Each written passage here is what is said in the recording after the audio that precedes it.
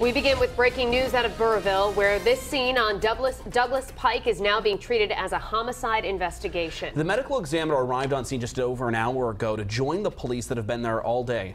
Now, this is the same home police visited earlier this month in the search for a missing man, Domingo Ortiz.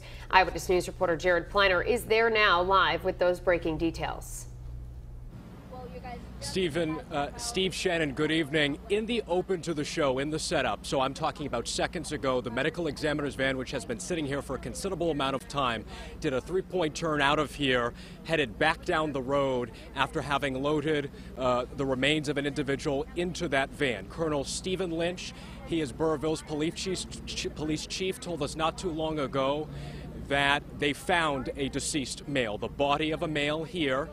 And that is where this is bringing us all to this point. The question who that is, the identification is pending. So let's show you the scene today. We had a return of a bunch of police equipment and apparatus. They had been here late last week. All of this in connection with the disappearance of Domingo Ortiz, 60 years old, out of the Worcester area, last seen at this address May the 5th. This is what brought them. They've executed two search warrants now. They have been here all day focusing on a side porch or deck. That was the area they were focused on, and sure enough, it yielded something. Here is Colonel Lynch on where the deceased male was found. Take a listen. A makeshift, approximately 4 to 5 foot grave.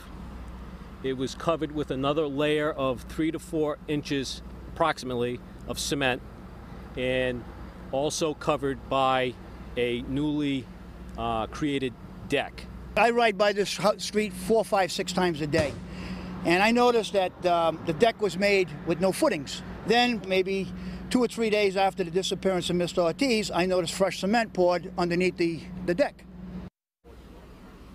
The last gentleman that you heard from is Steve Byron. He owns a gas station just down the road. He is the one, as he said, he drives by this location all the time, said that is out of place, the way this deck is constructed, the fact that concrete had been poured after the construction of the deck.